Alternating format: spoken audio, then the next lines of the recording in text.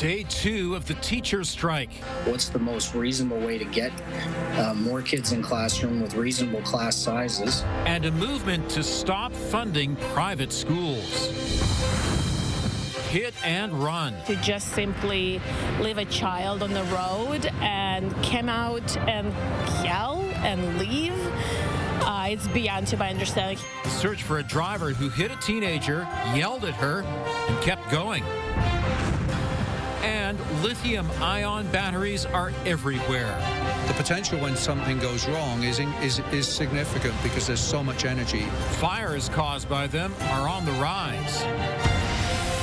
CTV Calgary, local breaking news with Ian White.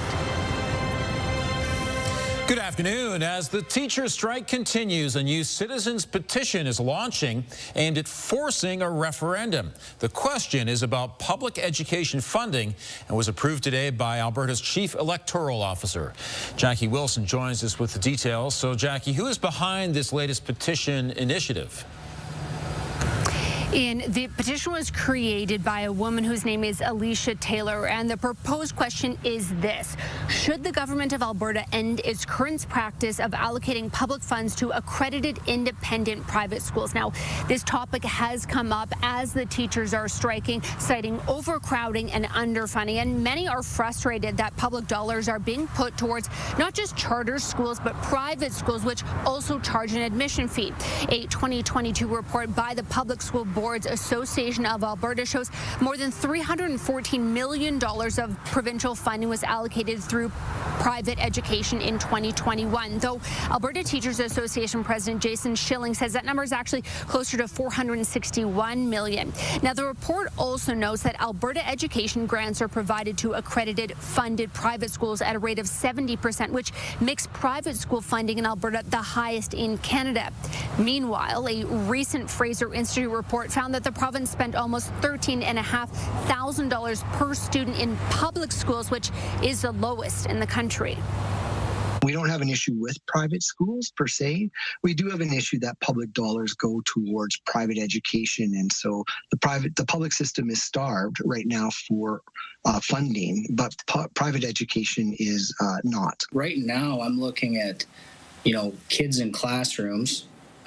What's the most reasonable way to get more kids in classroom with reasonable class sizes? Some of those alternative paths definitely take pressure off the public system as well. Now, as for the petition, Elections Alberta tells me that signatures can start to be collected 1 week from now. And it's important to note those are on official documents. So this petition is not virtual. And Elections Alberta tells me nearly 170,000 signatures are needed in order to force a referendum vote. Ian? Jackie, thank you. Breaking news from court. A young man has been handed an 18-month sentence for his role in the stabbing death of Danilo Canales-Glenn. Canales-Glenn was playing basketball with friends in Copperfield when the teen was pepper sprayed and stabbed several times in September of 2023. An 18-year-old was convicted of manslaughter but cannot be identified because he was 16 at the time of the crime. He was also given a maximum youth sentence with credit for time served. He'll spend 12 more months in custody, and the remaining 6 months will be under community supervision. 1 year after a deadly shooting in Forest Lawn, police have charged a man with murder. The shooting happened last October at a home in the 900 block of 40th Street Southeast. Michael Vesterfelt was taken to hospital where the 62-year-old later died. Police have now charged Tian Pearson Gardapi with second-degree murder. Investigators say the victim and the suspect were not known to each other, but they have not revealed a possible motive. 7 Albertans are facing child exploitation charges. 5 of them are from Calgary. Police say a 3-month investigation focused on high-level targets distributing vast collections. More than 40 computers and electronic devices were seized.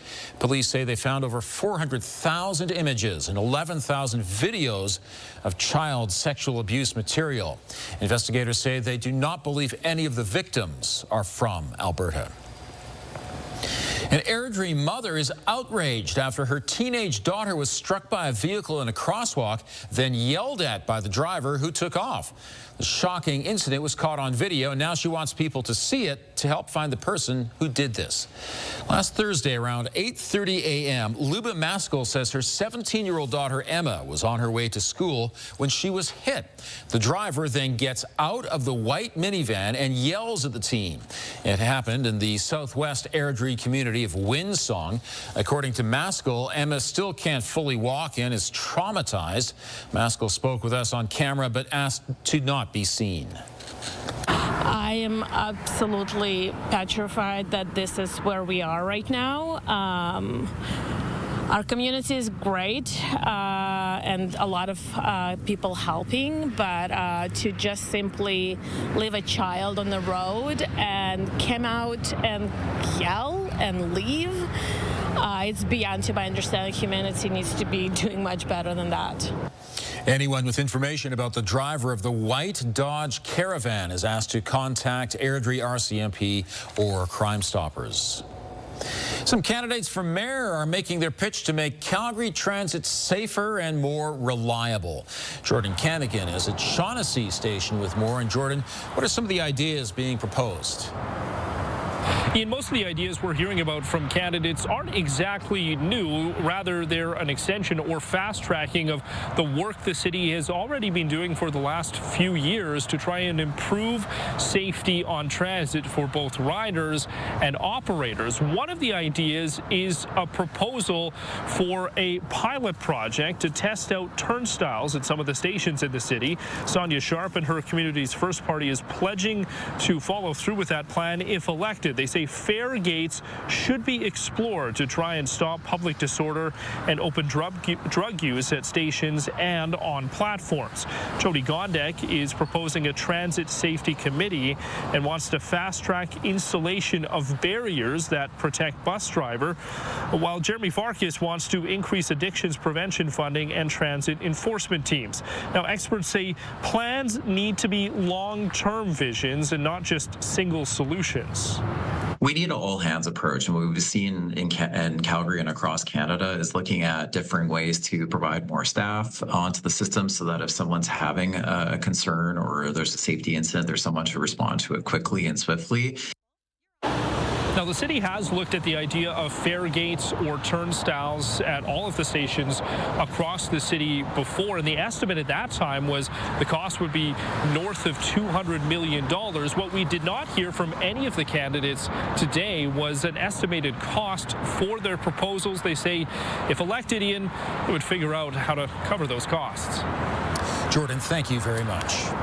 It's day 2 of advance polls, and yesterday over 14,000 people cast their ballot, which is 1.6% of total electors in the city. The number is down from day 1 of advance voting in the 2021 municipal election. Back then, more than 23,000 people cast their ballots.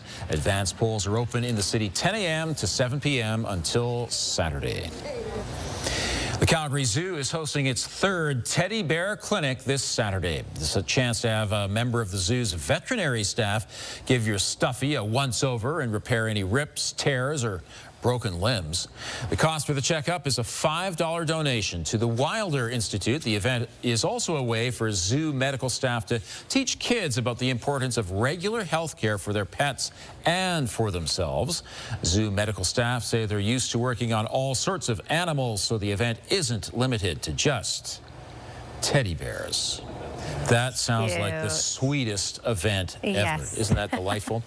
It was a really nice day, wasn't it? Yeah, this is a stunning day. And so don't expect this kind of warmth going forward. To the rest of this work week will be mainly bright, just not quite as warm. And then by the time we get into Thanksgiving weekend, it's a game changer for us. We're going to struggle to just get above freezing for a daytime high, and wet snow is in the forecast when a lot of people are traveling. So maybe not the most ideal time for that wet snow to kick in for the first time. for the season. Anyway, 22 degrees is the temperature at the airport. It's our daytime high as well. The winds at this point are relatively calm. Your 24-hour forecast is brought to you by Fifth Avenue Volkswagen, where you can win your ride. See dealer for details or visit fifthfvw.com. Nothing really to talk about for this evening or overnight. Chilly start to the morning, I guess you could say, at 5 degrees, and it will be mainly cloudy in the morning. And then this clouds will start to break apart. We're looking at a high of 12 degrees, so a departure from our 20s today, but still a really nice day overall. More details coming up, Ian. Thanks, Danielle. Alberta and BC may be neighbors, but they're not seeing eye to eye right now. Still ahead, Danielle Smith responds after BC's premier slams a proposed pipeline. And they're in your cell phone, your laptop, and many other devices. The message about reducing fires from lithium-ion batteries. Lithium-ion battery fires are on the rise in Calgary, and firefighters are urging all residents to be aware. The fire department says there have been 12 lithium-ion battery fires so far this year, causing an estimated $32 million in damage. Lots of things use these types of batteries, including cell phones, laptops, even electric toothbrushes. They hold high amounts of stored energy, which leads to rapid overheating, explosions, and toxic gases. It's best to store lithium-ion batteries in room temperature areas and don't charge them where you sleep. I liken it to a can of gasoline or a propane tank, which used properly actually don't present a major problem, but the potential when something goes wrong is significant because there's so much energy, and these new batteries have so much more energy in them than perhaps lead-acid batteries, nickel-cadmium batteries, some of the technologies beforehand. There have been 75 battery fires in recycle depots, landfills, and garbage trucks this year. So don't put any batteries in your garbage or recycle bins. Instead, take them to a household hazardous waste drop-off or a city eco-center. Some retailers also offer battery drop-off. And Calgary's junior fire chief has some advice on staying safe. Don't charge your lithium battery on any type of squishy surface. 8-year-old Riley Ostrowski got a ride in a fire truck to the Children's Hospital today. Each year during Fire Prevention Week, the Calgary Fire Department chooses a junior fire chief to send home the message about fire safety. And Riley gets to keep his fire helmet and the fire department apparel. Oh, how cute is Riley? Oh, between the teddy bears and the 8-year-old fire chief, this is just the greatest show in a long time. I know. Okay, it's going to be quite a bit cooler tomorrow. Yes, yeah. You know, today's high 22, tomorrow's high 12, so a 10-degree difference. You'll notice it, but it will still be a fairly nice day. It's stable, the winds will be calm, sunshine later in the day. Right now, we're getting a good chunk of sunshine. If you look one way, you'll see a little more cloud cover. So expect cloudy periods at times for these next few hours, but overall nothing really significant to talk about, which is good news. Just these temperatures, I mean, check this out. 22 in Calgary, 23 in Brooks, 24 in Lethbridge. This is well above normal, as you know. It was a little breezy out there in many communities for today. Now, Calgary, we haven't seen any gusts today, but 56 in Pincher Creek, just above 30 in Lethbridge, and above 40 in Medicine Hat. So these are the winds, though, out of the west predominantly and the southwest, and that's what helped increase the temperatures for today. So toasty temperatures, a little bit on the windy side for many areas. The winds will be much calmer for tomorrow in all of southern Alberta. We do have some clouds peeking in here and there, so you can expect cloudy periods at times, but other than that, nothing to talk about for this evening. As we head through the next couple of days, basically what you can look at is the work week is stable and nice. As we get into the long weekend, Thanksgiving long weekend, it's a game changer for us. The temperatures are going to dip significantly. We're going to struggle just to get to the freezing mark, and wet snows in that forecast. So I'm going to fast forward this really because for Calgary, other than a couple cloudy periods tomorrow morning, it's quiet for the next few days. Late Friday, you can see it starts to push towards us. So on Saturday, we'll have the clouds increase. even some showers possible on Saturday, and then things change significantly. So tomorrow, 12 degrees. Again, we'll have cloudy periods in the morning and then more sunshine in the afternoon and later in the day. 14 degrees on Thursday with a mix of sun and cloud, but mainly sunny for the day. And same goes for Friday. Friday, a warm front pushes through. That will get us back to those higher teens, so it will be a warm day. Saturday, the cold front starts to move towards us, so that'll bring in the cloud cover. We'll kick it off with a few showers. And then, as you can see, on Saturday night, we dip below the freezing mark, and so that rain will switch into some wet snow that will carry into Sunday morning. Also, you can check out the daytime high on Sunday, just 1 degree. And Monday, I'll show you right here, we're looking at just a high of 2. So Sunday, Thanksgiving Monday, definitely cool temperatures with rain and wet snow mixed in with it. That's our Thanksgiving forecast, Ian. Thank you, Danielle. The war of words between Alberta Premier Danielle Smith and BC Premier David Eby continued today over a proposed pipeline across the two provinces. Last week, Eby slammed Danielle Smith's idea of building a new bitumen line to the northwestern coast as fantasy. Today, he once again criticized the line, saying it's a political distraction, drawing attention away from other real infrastructure projects. As of now, it has no private sector backer or proposed route. Smith, meanwhile, is still in Ottawa, where she was negotiating with the Prime Minister to find a way to get the pipeline built. Well, I think Premier Eby's comments are un-Canadian and they're unconstitutional. I think that the Supreme Court is determined that the reason we have a country and have given trade and commerce power and control over ports and interprovincial infrastructure to the federal government is for exactly this reason, so that a parochial premier isn't able to block nation-building projects. Smith believes it's Mark Carney's obligation to get projects like the pipeline done, but she wouldn't say how their discussion went. Alberta's premier is hoping to get a deal in place by mid-November. It's a retail chain that appeared to be gone a few months ago. Coming up, new jobs as Peavey Mart aims to make a comeback.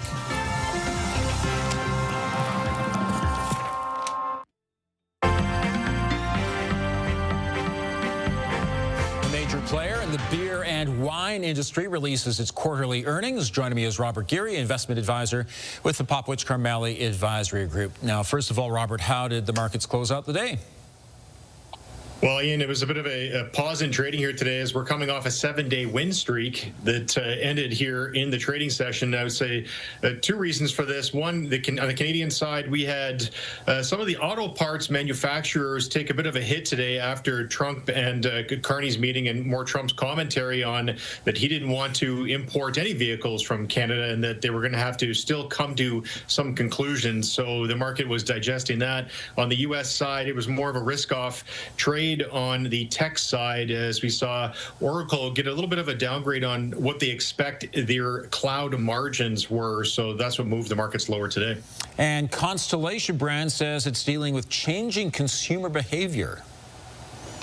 Yes, this is the international conglomerate based in the U.S. here in the in the wine and spirits division, and they beat on top and bottom line in their last quarterly report. So I mean the numbers looked good, and the market rewarded themselves with a positive today. But they did lower their forward guidance, stating they were still dealing with some consumer behaviors, and this one's on the immigration side, especially in their beer market. Their Corona did well, but their Modelo, which is consumed a lot by the Hispanic community because of the Cinco de Mayo and the threat of ICE dealings, a lot of those gatherings have not been happening, and a lot of the consumer of Modelo has been down. So they did cite that there was a little bit of concern on forward guidance for the Modelo brand.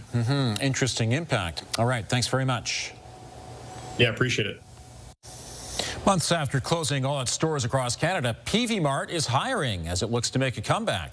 The Canadian hardware chain has new owners, a numbered investment group. It plans to open locations in Spruce Grove, Westlock, Camrose, and Lacombe sometime this fall. The distribution hub is in Red Deer County. A number of jobs are now posted online. Peavey Mart filed for creditor protection and closed 90 stores nationwide earlier this year. The new owners secured the naming rights and associated intellectual property in April.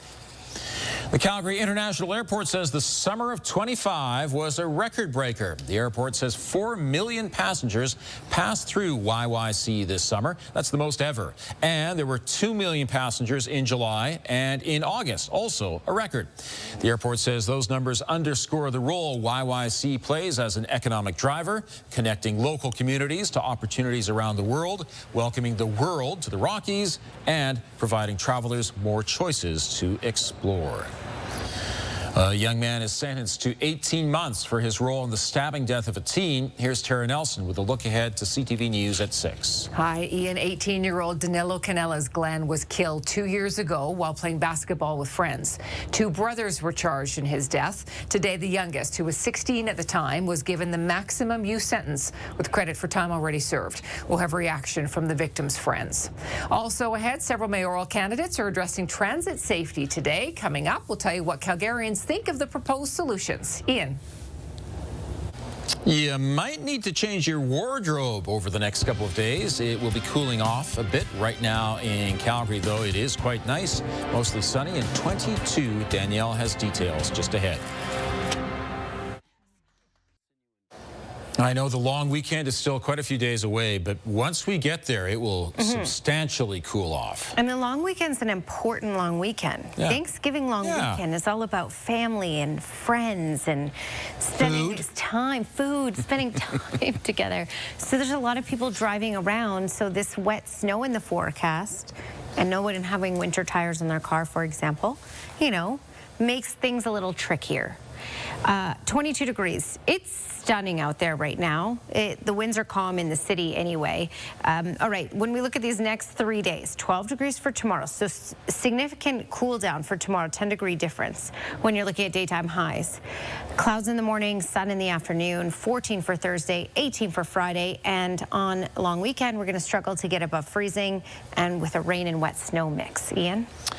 Thank you, Danielle. In August, we showed you the auditions for the role of Toto in Alberta Theatre Project's upcoming performance of The Wizard of Oz. Today, we got a look at the winners, and there are 2 of them. Breezy is a 6-year-old Cairn Terrier who wowed the crew with her agility and training. The other is Duncan, a 1-year-old Cairn Terrier Westie mix who has played Toto before.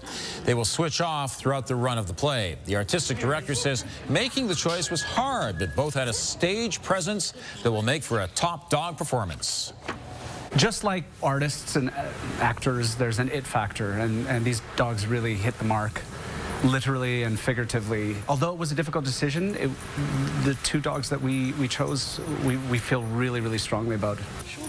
ATP's The Wizard of Oz opens November 25th and runs through January 4th at the Martha Cohen Theatre. Thanks for joining us. Now here's the early edition of the CTV National News.